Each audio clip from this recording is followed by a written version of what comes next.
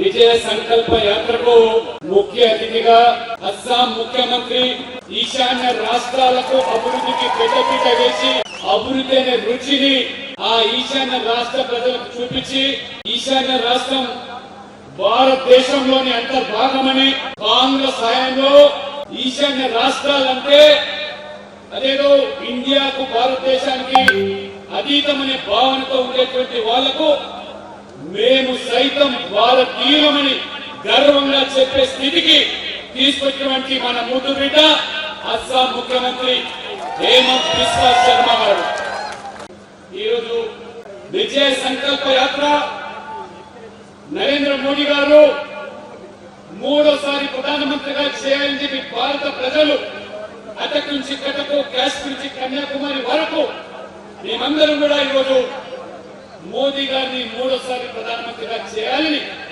సంకల్పం తీసుకున్నటువంటి భారత ప్రజలు తెలంగాణ అతీతం కాదు, ఆదిలాబాద్ అతీతం కాదు, మేము సైతం ఈ విజయ సంకల్పంలో ప్రతిజ్ఞ తీసుకొని మోదీ గారిని గెలిపిస్తామని చెప్పినటువంటి మీ అందరినీ కూడా నేను స్వాగతిస్తూ ఇంతకుముందు రామారావు పటేల్ చెప్పినట్టుగా అబ్కి బార్ అనేది కాదు, ఫిరేక్ బార్ గట్టిగా ఢిల్లీ వరకు నిలబడాలి. ఫిరేక్ బార్ అబ్కి బార్ ఫిరేక్ బార్. మిత్రులారా, మోదీ గారు ప్రధానమంత్రి అయిన తర్వాత ఈ 10 సంవత్సరాల కాలంలో ఏ అభివృద్ధి ఎజెండా పేదల సంక్షేమ పథకాలతో ఇవాళ వారు తీసుకున్నటువంటి చరిత్రాత్మకమైన నిర్ణయాలు, సాహసోపేతమైన నిర్ణయాలు, అసాధ్యమనుకున్నటువంటి వాటిని సాధ్యం చేసినటువంటి మహానుభావుడు నరేంద్ర మోదీ. 23 సంవత్సరాలుగా గుజరాత్ కు 3 సార్లు ముఖ్యమంత్రి, ఇవాళ దేశానికి ప్రధానమంత్రిగా 2 పర్యాయాలు, అంటే 23 సంవత్సరాలు నిరంతరాయంగా ఈ దేశ ప్రజల అంకిత భావంతో, చిత్తశుద్ధితో, నీతి నిజాయితీతో ఒక చిన్నపాటి మచ్చ లేకుండా, చిన్నపాటి అవినీతి ఆరోపణ లేకుండా ఈ దేశాన్ని రాష్ట్రాన్ని పాలించగలిగినటువంటి మహానుభావుడు ఇవాళ నరేంద్ర మోదీ గారు. 23 సంవత్సరాల్లో ఒక చిన్న అవినీతి ఆరోపణ లేదంటే అది మానవ మాతృలకు సాధ్యం కాదని. అందుకనే నరేంద్ర మోదీ గారు ఒక దేవుడు పంపిన దూతగా, కారణ జన్ముడుగా ఈ దేశ ప్రజలు అభిమానిస్తా ఉన్నారు, గౌరవిస్తా ఉన్నారు. ఇవాళ వాళ్ళ హృదయంలో దాచుకుంటున్నారు. ఇవాళ దేశ ప్రజలే కాదు, ప్రపంచ మొత్తంలో కీర్తిస్తా ఉన్నది Narendra Modi. He's my global leader అంటున్నది, హీస్ మై హీరో అంటున్నారు. ఒక ఆయన దేశ అధికారి, ఆయన పాదాభివందనం చేస్తా ఉన్నారు. అగ్ర రాజ్యాలు కూడా ఇవాళ మోదీ గారికి మనతో పాటు ఉంటే భారత ప్రజలుగా మనం గర్వపడుతున్నామా లేదా, తలెత్తుకొని తిరగగలుగుతున్నామా లేదా, ఆదిలాబాద్ బిడ్డలుగా, ఆదివాసీ ముద్దు బిడ్డలుగా ఇవాళ మనకు నరేంద్ర మోడీ దేశానికి ప్రధానమంత్రి కావడం అంటే అది ఒక గొప్ప వరంగా మనం భావించి మూడోసారి గెలిపించడానికి మేము సైతం అని చెప్పి కూడా ఈ రోజు విజయ సంకల్ప యాత్ర తెలంగాణలో ఈరోజు చేపట్టామంటే మొన్న జరిగిన ఎన్నికలు ఈ రాష్ట్రానికి సంబంధించిన ఎన్నికలు, కానీ రేపు జరగబోయే ఎన్నికలు ఈ దేశానికి సంబంధించిన ఎన్నికలు. కాబట్టి నరేంద్ర మోడీ దానికి దీటైన ప్రత్యేక నాయకులు ఎవరు ఈ దేశంలో ఉన్నారా? విపక్ష కూటమిలే అంటే భూతత్వం పెట్టి వెతికినా దరిదాపుల్లో కనబడుతుంది. ఇవాళ రాహుల్ గాంధీ చెప్పుకుంటున్నారు కొంతమంది. రాహుల్ గాంధీ ఎక్కడా, నరేంద్ర మోడీ ఎక్కడా? నక్కకు నాగలోకానికి ఉన్న తేడా ఇవాళ నరేంద్ర మోడీ గారికి రాహుల్ గాంధీ భారత్ జోడో యాత్ర అంటున్నాడు. మన అస్సాం పోతే రాహుల్ గాంధీ, మన ముఖ్యమంత్రి హేమంత్ బిశ్వా శర్మ ఏ రకమైనటువంటి అక్కడ ప్రజలు ఆ రాహుల్ గాంధీని తిరస్కరించారు. ఎన్నికలు రాగానే రాహుల్ గాంధీకి ఆయన ఓబీసీ అంటాడు, ఎస్సీ అయిపోతాడు, ఎస్టీ అంటాడు, జనౌదారి అంటాడు, గుళ్ళు గోపురాలు గుర్తుకొస్తాయి, నాకు మించిన బ్రాహ్మణ్ లేడంటాడు, నాకు మించిన శివభక్తులు లేడంటాడు. కానీ ఇదే రాహుల్ గాంధీ మళ్ళీ రాముడు జన్మించినటువంటి రామ జన్మభూమిలో భవ్యమైన రామ మందిర నిర్మాణం చేపడతామంటే ఆ రోజు నరేంద్ర మోడీ గారు ఆ ప్రాణ ప్రతిష్ఠ కార్యక్రమంలో 15 రోజులు దీక్ష ఉపవాసం చేపట్టి నిష్ఠగా 140 కోట్ల ప్రతినిధిగా ప్రధానమంత్రి హోదాలో ఆ పూజలో పాల్గొంటే రాహుల్ గాంధీకి సోనియా గాంధీకి ఆహ్వానం పంపిస్తే తిరస్కరించిన ప్రభుత్వాలు వీరు హిందూ వ్యతిరేకులా కాదా ఈ ముదోల్ బిడ్డలు హిందువుల మనోభావం గాయపరిచి హిందువుల యొక్క మరి దేవి దేవతలను అవమానపరిచే వీరికి రాజకీయంగా పుట్టగతులు ఉండవని చెప్పి ఈ యొక్క బైన్సా ముదోల్ బిడ్డలు ఇవాళ రేపు జరిగే ఎన్నికల్లో ఈ ఓటు ఆయుధం ద్వారా చాటి చెప్పాల్సిన అవసరం ఉంది. 500 సుదీర్ఘ పోరాటం తర్వాత అనేక మంది బలిదానాలయ్యారు, త్యాగాలు చేశారు. వేల లక్షల మంది జన సేవకులుగా విరామం తరలి వచ్చారు. ఆ యొక్క వివాదాస్పదమైన కట్టడానికి కాదని రామ మందిర నిర్మాణానికి ఇవాళ మోదీ ప్రభుత్వం మార్గం సుగమం చేసి భవ్యమైనటువంటి రామ మందిర నిర్మాణం చేస్తే సహించలేక మీరు జీవించుకోలేక ఏ రకంగా మీరు రాముడు విద్య అన్నారు, రామ సేతు లేదన్నారు, రామ మందిర నిర్మాణం అవసరమన్న మీరు ఇవాళ రామ జపం చేస్తూ ఉన్నారు. ఇవాళ ప్రపంచమంతా కూడా రామమయమైపోయింది, దేశమంతా కూడా రామమయమైపోయింది. ఎక్కడి నుంచి పల్లె వాడ పత్రంలో జై శ్రీరామ్ అని నిరూపిస్తా ఉన్నారు. కాంగ్రెస్ వాళ్ళు కూడా దిక్కుతోచని పరిస్థితుల్లో వారు సైతం కూడా జై శ్రీరామ్ అంటున్నారంటే మన కార్యకర్తలు ఏ అంకిత భావంతో జనసేవలో పాల్గొని భవ్యమైన రామమందిర నిర్మాణం కోసం దోహదపడ్డారో ఆ ఖ్యాతి మీ అందరికీ దక్కుతుంది. మిత్రులు గమనించండి, ఇవాళ మాట్లాడుతున్నారు ఇవాళ రాహుల్ గాంధీ ఎస్సీల గురించి, బీసీల గురించి, ఎస్టీల గురించి. ఒక ఆదివాసీ ముద్దు మీద 70 సంవత్సరాల స్వాతంత్ర దేశంలో మొదటిసారిగా ఈ దేశానికి రాష్ట్రపతి చేస్తామని ఎవరు ఈ ఆదివాసీ ముద్దు మీద? ఆనాడు బ్రిటిష్ పాలకులు వ్యతిరేకంగా ఈ ముర్ము సామాజిక వర్గం, ఆదివాసీ సమాజం మాకు స్వాతంత్రం కావాలి, ఈ దేశం యొక్క బానిస శృంఖలాలు మాకు విముక్తి కావాలని చెప్పి వీరోచితమైన పోరాటం చేస్తే 10,000 మంది ఆంగ్లేయులు కొట్టని పెట్టినటువంటి ఆ సామాజిక వర్గము ముర్ము సమాజం. అటువంటి జాగ్రత్తలతో ఉన్న సామాజిక వర్గానికి సంబంధించినటువంటి మన ఆడబిడ్డ, ఆదివాసీ ముద్దు బిడ్డ ద్రౌపది ముర్మును రాష్ట్రపతి చేస్తామంటే అడ్డుకున్నటువంటి శక్తులు ఎవరు, వ్యక్తులు ఎవరు? వీరి వల్ల ఆదివాసీల గురించి మాట్లాడుతున్నారు. వాళ్ళ వారికి నైతిక హక్కు లేదు. వాళ్ళ ఓబీసీల గురించి మాట్లాడుతున్నారు వాళ్ళ రాహుల్ గాంధీ. అది వరకు నెహ్రూ నుంచి మొదలుకుంటే రాజీవ్ గాంధీ వరకు ఏ రకంగా ఓబీసీ యొక్క రిజర్వేషన్ అడ్డుకునేటువంటి మహానుభావులు. మండల్ కమిషన్ పార్లమెంట్ లో నిలబెట్టే అడ్డుకునేటువంటి ఏ రాజీవ్ గాంధీ ప్రతిపక్ష నాయకుడుగా ఈ బీసీల పేరు మీద నిర్ణయిస్తే ఈ దేశం కులాల పేరు మీద విడిపోతుందని చెప్పి అడ్డుకునేటువంటి మహానుభావుడు ఇవాళ రాహుల్ గాంధీ పుస్తకం కన్నీళ్ళు కారుస్తున్నారు. వారి తాత నెహ్రూ గారు మొదటిసారిగా కాకా కలెక్టర్ కమిషన్ బీసీల అభివృద్ధి కోసం ప్రవేశపెడితే చర్చ పెట్టకుండా పుట్టదాఖలేసిన మహానుభావుడు. ఆ ముఖ్యమంత్రికి లెక్క రాశాడు నెహ్రూ గారు. ఓబీసీ రిజర్వేషన్ ఇస్తే ఈ దేశం కులాల పేరు మీద విడిపోతుంది, ప్రతిభ కనుమరుగైతుంది, కాబట్టి రిజర్వేషన్ వద్దనేటువంటి మహానుభావుడు నెహ్రూ. ఇది మీ చరిత్ర. ఇవాళ భారతీయ జనతా పార్టీ అత్యంత వెనుకబడ్డ సామాజిక వర్గానికి సంబంధించిన వ్యక్తి, ఒక ఛాయాముకున్న పేద కుటుంబ వ్యక్తి, పేదరికమంటే అనుభవించిన వ్యక్తి, తన తల్లి కొరిగిల్లో పనిచేసి ఆ విద్యను పెంచినటువంటి మహానుభావుడు నరేంద్ర మోడీ గారిని ప్రధానమంత్రిని చేసింది భారతీయ జనతా పార్టీ. వాళ్ళు ఒక దళితుని రాష్ట్రపతి చేసుకుని 2 సార్లు రామ్నాథ్ కోవిందులు.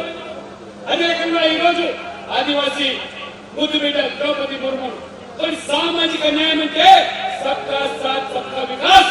అన్ని వర్గాల ప్రజలు, ఎస్సీ, ఎస్టీ, మైనార్టీ, బీసీలతో సహా రైతులు, అదే యువత, మహిళలకు పెద్ద పీట వేయడమే కాకుండా అగ్రవర్ణంలో ఉన్న పేదలు కూడా 10% రిజర్వేషన్ ఈడబ్ల్యూఎస్ ఇచ్చినటువంటి మహానుభావుడు అది నరేంద్ర మోడీ గారి వారు. మరి మిత్రులు మీరు గమనించండి, వారు తీసుకున్నటువంటి అసాధ్యమైన నిర్ణయాలు. 370 ఆర్టికల్ రద్దు, ముస్లిం మహిళల యొక్క తిరుగు తలాక్ చట్టం రద్దు, అదే రకంగా భవ్యమైన రామమందిర నిర్మాణం, దానికి తోడు 33% మహిళలకు చట్టసభలో రిజర్వేషన్ కల్పించినటువంటి మహానుభావుడు.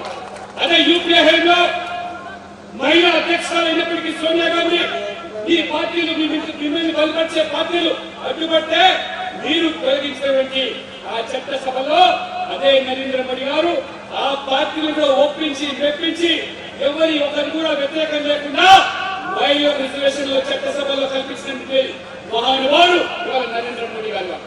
పేదల సంక్షేమం ఇవాళ 80 కోట్ల మందికి ఇవాళ ఉచితంగా 5 కిలోల బియ్యం ప్రతి కుటుంబంలో, 4 కోట్ల మంది పేదలకు ఇవాళ నీటి నిర్మాణానికి పక్కా ఇల్లు నిర్మాణం ఈ 10 సంవత్సరాల్లో 4 కోట్ల మందికి ఇస్తే తెలంగాణలో మన ప్రభుత్వము, ఈ దౌర్భాగ్యమైన ప్రభుత్వము, ఈ యొక్క అవినీతి ప్రభుత్వం 2 లక్షల మంది కూడా ఇల్లు కట్టించకుండా డబుల్ బెడ్రూమ్ పేరున మోసం చేసినటువంటి ఈ కేసీఆర్ ప్రభుత్వం ఇవాళ 4 కోట్ల మంది అంటే ఆస్ట్రేలియా జనాలకు 6 ఇంతలుగా ఇవాళ కట్టిస్తున్నాడు. నేను ఉత్తరప్రదేశ్ నుంచి రాజ్యసభ సభ్యుని. ఉత్తరప్రదేశ్ లో యోగి ఆదిత్యనాథ్ నేతృత్వంలో డబ్ల్యూటీ సర్కార్ 6 సంవత్సరాల్లోనే 55 లక్షల మందికి పక్కా ఇల్లు కట్టించినటువంటి చరిత్ర ఇది మోదీ యోగి ప్రభుత్వం అని బీజేపీ డబుల్ ఇంజన్ సర్కార్ డబుల్ ఇంపాక్ట్ ఏ విధంగా ఉంటుంది. ఇవాళ మొత్తం దేశంలో మహిళలు సిగ్గుతో కలవచ్చుకోవాలి. స్వాతంత్రం వచ్చి 70 సంవత్సరాలు తమ కాలకృత్యాలు తీర్చుకోవడానికి చెంబు పట్టుకుని వెళ్లి బహుళ భూమిలో కాలకృత్యాలు తీర్చుకునే దుస్థితి నుంచి నరేంద్ర మోడీ గారు ఏ రకంగా ఎర్రకోట నుంచి నా ఆడపడుచులు నేను ఈ యొక్క దుస్థితి నుంచి కట్టిస్తానని చెప్పి స్వచ్ఛ భారత్ పేరు మీద ఇవాళ దేశం మొత్తం మీద కూడా 35% వాళ్ళకు మరుగుదొక్కుంటే ఇవాళ 100% మరుగుదొక్కి కట్టించే మహానుభావుడు నరేంద్ర మోడీ గారు. ఇవాళ మహిళలు అంటున్నది మరుగుదొక్కి కాదు, మహిళల యొక్క ఆత్మ గౌరవం ఇవ్వాలని చెప్పి ఇస్తని చెప్పి వాళ్ళు గౌరవిస్తున్నారు. దయచేసి మీరు ప్రజలను గమనించండి.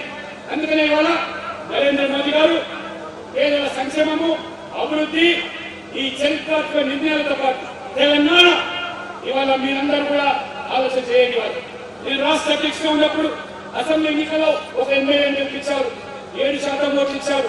5 మాసాల జరిగినటువంటి ఎన్నికల్లో 4 ఎంపీలను గెలిపించి 20% ఓట్లు సంపాదించి పెట్టారు. ఆ రకంగా మోదీ గారికి కానుకగా మనం ఇచ్చాము. మోదీ గారు అమిత్ షా గారు అని చెప్పారు, ఇవాళ 300 పార్ అని చెప్పి అంటే ఆ రోజు తెలంగాణ ప్రజలు, తెలంగాణ కార్యకర్తలు, బీజేపీ కార్యకర్తలు మోదీ గారి అమిత్ షా గారి మాట నిలబెట్టింది ఎవరంటే ఈ తెలంగాణ గడ్డ వీరోచితంగా 4 ఎంపీలు గెలిపించారు కాబట్టి 303 సాధించాం. లేనట్లయితే 299కే పరిమితమయ్యారు. అందుకనే ఆ ఖ్యాతి, ఆ ఘనత ఈ రోజు ఆదిలాబాద్ లో మీరు గెలిపించి 300 సంఖ్య సాధించినటువంటి ఆ ఖ్యాతి కూడా మీదే. కాబట్టి ఇవాళ గెలిపిస్తే వ్యవసాయాన్ని లాభసాటి చేశారు. ఇవాళ మీరు ఆలోచన చేయండి, రైతు బంధు పేరు మీద ఒక 10,000 అంటున్నారు, ఒక 15,000 అంటున్నారు. కానీ నరేంద్ర మోడీ గారు వ్యవసాయం చేసే ప్రతి రైతుకు కౌలు రైతా, అసలు రైతా, భూముల రైతాన్ని కాకుండా ఎవరు వ్యవసాయం చేసినా వారికి ఇవాళ ఆ ఎరువుల పేరు మీద దాదాపు ఆ రైతు పండించే పంటకు 6,000 రూపాయలు ఏడాది సబ్సిడీ మాత్రమే కాదు, దాదాపు 40,000 రూపాయలు సబ్సిడీ ఇస్తా ఉన్నాడు ఈ వ్యవసాయం చేసే రైతులకు. డిఏపీ పేరు మీద, యూరియా పేరు మీద 2,500 రూపాయలు బస్తా ఉంటే 200 రూపాయలు మాత్రమే బస్తా లభిస్తా ఉంది. ఆ రకంగా 40,000 రూపాయలు ఎకరానికి వాళ్ళ మనం ఆదుకుంటాం. రామగుండం ఎరువుల కర్మాగారం ఈ కాంగ్రెస్ రంగంలో మూతపడితే దాన్ని తెలిపించింది నరేంద్ర మోడీ గారు 6,300 కోట్లు పెట్టి ఆ ఎరువులు కేవలం తెలంగాణ రైతులకే కాదు, ఆంధ్రప్రదేశ్ రైతులకే కాదు, దక్షిణాది రైతులకు కూడా అడిగిన వెంటనే మరి అవసరమైన ధరకు అందుబాటులో తీసుకొచ్చినటువంటి ఈ రామగుండం కర్మాగార ఫ్యాక్టరీ, రైల్వే ప్రాజెక్టు వాళ్ళ తెలంగాణకు ప్రత్యేకిన ఇవాళ రైల్వే లైన్లు వాళ్ళ అన్ని జిల్లాలలోనే కాకుండా ఇవాళ బ్రాడ్ గేజ్ లేదా ఎలక్ట్రిఫికేషన్ తో పాటు ఉమ్మడి ఆంధ్రప్రదేశ్ లో గత ప్రభుత్వాలు యూపీఏ హయాంలో 800 కోట్ల బడ్జెట్ ఇస్తే ఒక్క ఆ తెలంగాణకు మాత్రమే నరేంద్ర మోడీ ప్రభుత్వం మన బడ్జెట్ లో 4,400 కోట్ల రూపాయలు ఇచ్చిందంటే తెలంగాణ ప్రజల మీద ఏ రకమైన మమకారం ఉంటాయి. మోదీ గారు రాజకీయ ఎన్నికల వరకే, ఎన్నికల తర్వాత అందరూ మాత్రమే టీమ్ ఇండియాగా ఇవాళ ఈశాన్య రాష్ట్రాలు, నార్త్ ఈస్ట్ స్టేట్స్ లో అభివృద్ధి రుచి చూపించి రైల్వే ప్రాజెక్టులు, ఎయిర్ వేస్, వాటర్ వేస్, రోడ్ వేస్ అభివృద్ధి చెందడం వల్ల ఇవాళ హేమంత్ బిశ్వ శర్మ నేతృత్వంలో ఈశాన్య రాష్ట్రాల్లో 8 రాష్ట్రాల్లో ఇవాళ బీజేపీ ఇవాళ మిత్రపక్షాలు కలిపి 6 రాష్ట్రాల అధికారంలో ఉన్నామంటే ఇది భారతీయ జనతా పార్టీ మోదీ అభివృద్ధి ఎజెండా అనే విషయాన్ని మర్చిపోకూడదు. తెలంగాణలో ఇవాళ నేషనల్ హైవేస్ 1,40,000 కోట్లతో ఇవాళ national highways, all India institute of medical science ఇవాళ ట్రైబల్ యూనివర్సిటీ పేరు మీద, సమ్మక్క సారక్క జాతర పేరు మీద, ఏ రకంగా ఆదివాసుల దేవతైనటువంటి సమ్మక్క సారక్క పేరు మీద ఇవాళ గిరిజన యూనివర్సిటీ, దానికి తోడు ఇవాళ పసుపు బోర్డు ఇవాళ ఏర్పాటు చేశామంటే ప్రభుత్వం తెలంగాణ లేకపోయినా, మనకు ఎమ్మెల్యేలు పెద్ద సంఖ్యలో లేకపోయినా ఇంత అభివృద్ధి చేశారంటే ఒక్కసారి కనుక మీరు రేపు జరిగే పార్లమెంట్ ఎన్నికల్లో 17 మందిలో మీరు గెలిపిస్తే మన ప్రభుత్వంలో, మోదీ ప్రభుత్వంలో కూడా తెలంగాణ ఎంపీలు భాగస్వామ్యం కాకుండా పెద్ద ఎత్తున డబుల్ ఇంజన్ సర్కార్ ద్వారా ప్రయోజనాలు తెలంగాణ కూడా కలిసి వస్తాయని చెప్పి, ఆ డబుల్ ఇంపాక్ట్ ఉంటుందని చెప్పి తెలియజేస్తూ, మీరు ఆ రకంగా మీకు ఎజెండా లేదు. రాహుల్ గాంధీ కాంగ్రెస్ ఇవాళ మోదీ విధానాల మీద మాట్లాడరు, మోదీ అభివృద్ధి మీద మాట్లాడరు, మోదీ పేదల సంక్షేమం మీద మాట్లాడరు, మోదీ యొక్క వ్యవసాయాన్ని లాభసాటి చేసే అంశం మీద మాట్లాడరు. ఇంతసేపు మోదీ కులం పేరు మీద, మోదీ తిండి మీద, వేసుకునే బట్టల మీద దిగజారినటువంటి ఇవాళ విమర్శలు చేస్తున్నారు రాహుల్ గాంధీ గారు. ఓబీసీ కాదంటాడు మోదీ గారిని. మరి ఒకసారి ఆ నాయకులు ఈ యొక్క మోదీ గారిని విష సర్పం అంటారు, నీచ్ అంటారు, ఆ మోదీ చోర్ అంటారు. కాబట్టి యావత్తు సమాజం కూడా వచ్చే ఎన్నికల్లో కర్రు కాల్చి వాత పెడితే గానీ దీనికి బుద్ధి రాదని చెప్తూ ఒకసారి దయచేసి ఆలోచన చేయండి. ఈ కాంగ్రెస్ తోడు దొంగలు, ఒక కూటి పక్షులు, వారి డిఎన్ఏ ఒకటే, ఏమా డిఎన్ఏ, ఇద్దరు కూడా అవినీతి పార్టీలు. ఈ 2 పార్టీలు కూడా కుల రాజకీయాలు ఇచ్చే పార్టీలు, ఈ 2 పార్టీలు వాళ్ళ కుటుంబ సభ్యుల కోసం పాటుపడే పార్టీలు. మోదీ గారు దేశ ప్రజల కోసం పాటుపడితే మా కొడుకును ముఖ్యమంత్రి చేయాలి, మా కొడుకును ప్రధానమంత్రి చేయాలి. ఇది ఎజెండా మాత్రమే ఈ తిరస్కరింపబడ్డ పార్టీలు, ఈ యొక్క ప్రాంతీయ పార్టీలన్నీ కూడా మరి రేపు ఈ 2 పార్టీలు కలిసి మోదీని ఎదుర్కోవడానికి ఈ తెలంగాణలో కూడా బీజేపీ, టీఆర్ఎస్ ఒకటి దుష్ప్రచారం చేస్తారు. నేను చెప్తున్న వల్ల ఒక బాధ్యత గల వ్యక్తిగా, ఒక రాజ్యసభ సభ్యుడే కాదు, పార్టీలో highest policy making body parliament board సభ్యుడిగా చెప్తున్నాను. వాళ్ళు తల కింద వేసి కాళ్ళు పైకి తపస్సు చేసినా, కేసీఆర్ గారు కాళ్ళ బేరానికి వచ్చినా భారతీయ జనతా పార్టీ టీఆర్ఎస్ తో కలిసే ప్రసక్తి లేదు. ఈ ఇద్దరిని కలిసి ఈ గోదావరిలో కలిపే కార్యక్రమానికి తెలంగాణ సిద్ధంగా ఉంది. కాబట్టి భారతీయ జనతా పార్టీ రాబో రోజుల్లో తెలంగాణలో భవిష్యత్తు బీజేపీనే కాంగ్రెస్ గ్యారంటీల పేరు మీద మోసం చేస్తా ఉన్నది. కర్ణాటక విఫలమైంది, హిమాచల్ లో విఫలమైంది. ఏపీ కూడా ఈ కాంగ్రెస్ పార్టీ, ఈ తెలంగాణ కాంగ్రెస్ పార్టీ రేవంత్ రెడ్డి గారు ఈ కాంగ్రెస్ హైకమాండ్ ఏటీఎం గా మారిపోతున్నారు. తెలంగాణ వనరులు, సంపదను దోచిపెడుతున్నారు ఢిల్లీకి. కాబట్టి తెలంగాణ వనరులు కాపాడాలంటే భవిష్యత్తులో జరిగే ఎప్పుడు ఎన్నికైనా ఈ రాష్ట్రంలో మోదీ గారి నాయకత్వంలో బీజేపీని అధికారంలో తీసుకురావడమే లక్ష్యంగా మనం పనిచేస్తున్నాం. కాబట్టి ఆ విజయ సంకల్పంపై మార్గం ఇవాళ వాసల ఆ సరస్వతి దేవి యొక్క ఆశీస్సులతో ఇవాళ ఆ కొమరం భీమ్ యొక్క పోరాట ప్రతిభతో ఈ నాంది కార్యక్రమం స్వీకరిస్తాం. కాబట్టి మీకున్న చరిత్ర తెలుసు, ఇవాళ మీకున్నటువంటి ఆ జాతి పోరాట ప్రతిభ తెలుసు. ఎందుకంటే మత రాజకీయాలైనటువంటి ఆ మత రక్కసి, ఆ రజాకాల వారసుడు, ఆ ముద్రమారి అసలు ఓవైసీ పార్టీతో అంతేకాకుండా ఇవాళ టీఆర్ఎస్ తో ఒత్తు కలుస్తామంటే మీరు నమ్ముతారని అడుగుతున్నాను. నమ్ముతారా మీరు? 600 100 మన మదిపే లేదు, రాజీ పడలేదు. ఈ మతోన్మాద రాజకీయ పార్టీలు మధ్య పార్టీని ఎదుర్కొనే దమ్ము, ధైర్యము, సత్తా, సాహసము ఒక బీజేపీ కార్యకర్తలకి ముందు మాత్రం తప్పితే ఈ పైసల మీరు చూడండి ఏ రకమైన దాడులకు వారు మతోన్మాదులు ప్రయత్నిస్తే కాపాడింది, ఆదుకునేది ఒక భారతీయ జనతా పార్టీ మాత్రమే తప్పితే మిగతా రాజకీయ పార్టీలు జీవుజురని మోకరిలే పార్టీ తప్పితే అది మిగతా పార్టీ కాదు. కాబట్టి ఖచ్చితంగా రేపు హైదరాబాద్ పార్లమెంట్ గెలిపించి ఈ రాష్ట్రంలో కూడా 17 సీట్లను పోటీ 10కి తక్కువ కాకుండా మనం సీట్లు కల్పించి మోదీ గారికి కానుకరిస్తామని మీరు కోరుకుంటూ ఈ అవకాశం ఇచ్చినటువంటి జిల్లా నాయకత్వానికి, కార్యకర్తలకు, నాయకులందరూ కూడా హృదయపూర్వకంగా ధన్యవాదాలు తెలుపుతున్నాను. భారత్ మాతాకి జై శ్రీరామ్, జై శ్రీరామ్.